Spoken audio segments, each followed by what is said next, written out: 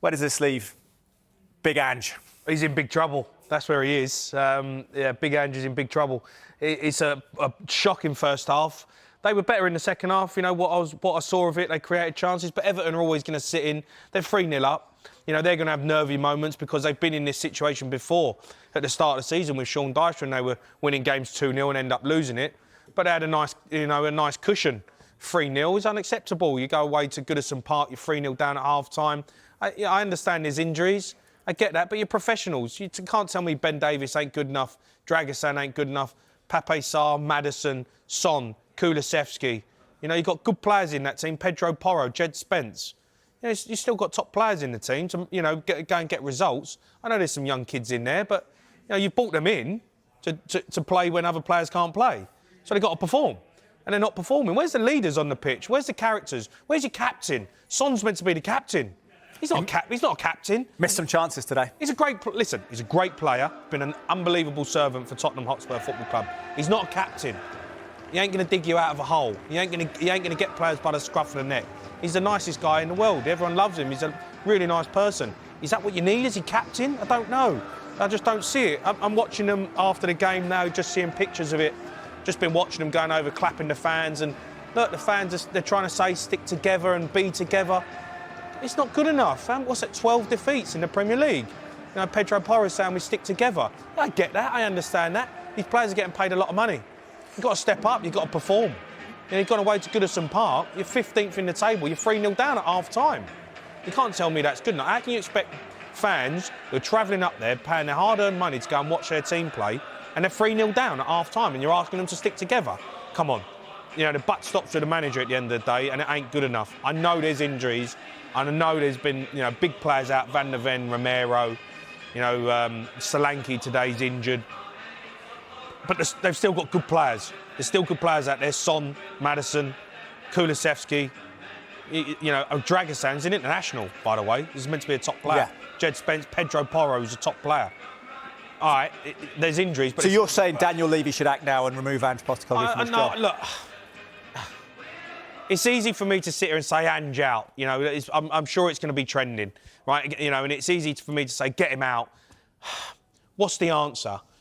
You know, you've still got them injuries, even if Ange goes. You've still got them problems at the football club. What manager comes in? Who's available? Bournemouth manager, Fulham manager. Is there a manager out there you can go and take?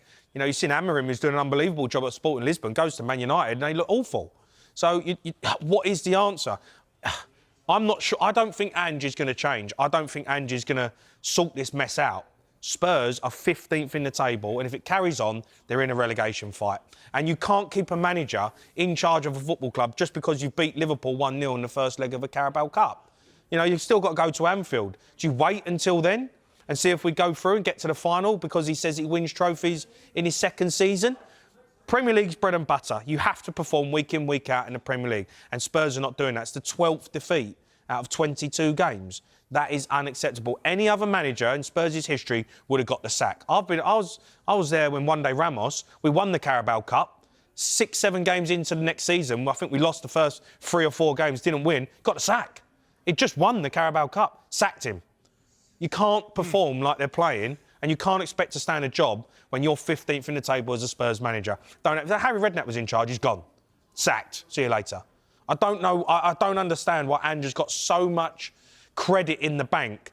I think fans and I think Daniel Levy and I think some of the players are clinging on to the fact that last year, at the start of the season, they went 10 games unbeaten and everyone was talking about Spurs can win the league. And Spurs are doing it, we're playing this great football. Since then, 2024, if you look at the results until now, awful. There's hardly any wins. Yeah. There's hardly any wins. They're clinging on to 10 games of last season. And it's not acceptable to be, you know, to carry on doing this. I think he's on the edge. I think he's on the brink. And I think they're going to have a serious look at what they do going forward. I get it. Leicester next week, could that be final? I mean, how many... Yeah, well, if he loses that, he's got to go. He could go tonight. The only saving grace is the second half. They put in Mikey Moore comes on, does well. Richarlison comes on, scores, you know, but you're 3-0 down. Well... Before the match, Dean, you were supportive of Ange Postecoglou. I don't know if it was partly just to wind Jamie up, but you certainly gave a good case. What's your position on Postecoglou now? And just, if you're still behind him, outline why. Well, first of all, there's definitely been a shift in terms of recruitment at Tottenham. I don't think they're going to go out and really go big. I think they're looking at younger players, the Bergvalls, the Spences, even Brennan Johnson. It's a players to develop and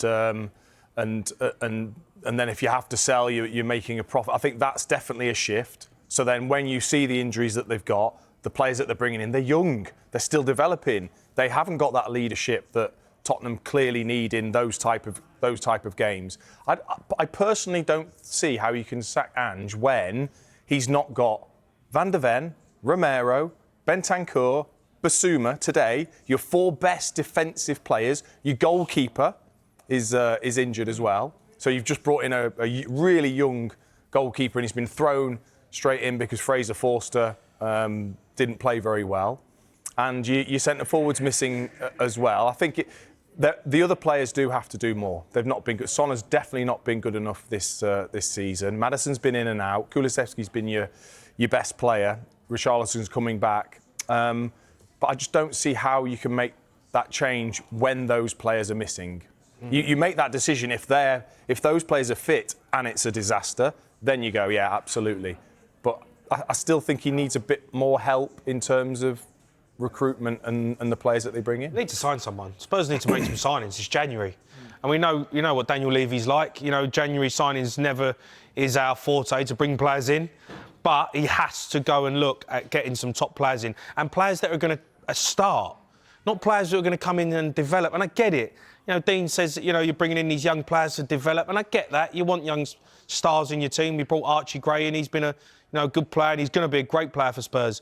You need players that are going to start in your 11. Spurs really only signed, from last season, a player that's going to start for you was Solanke. It's the only player they signed who's going to come in and actually start. And it's not good enough. Daniel Levy has got to go out and spend some money and bring in players that are going to improve the team. Not the squad, the team.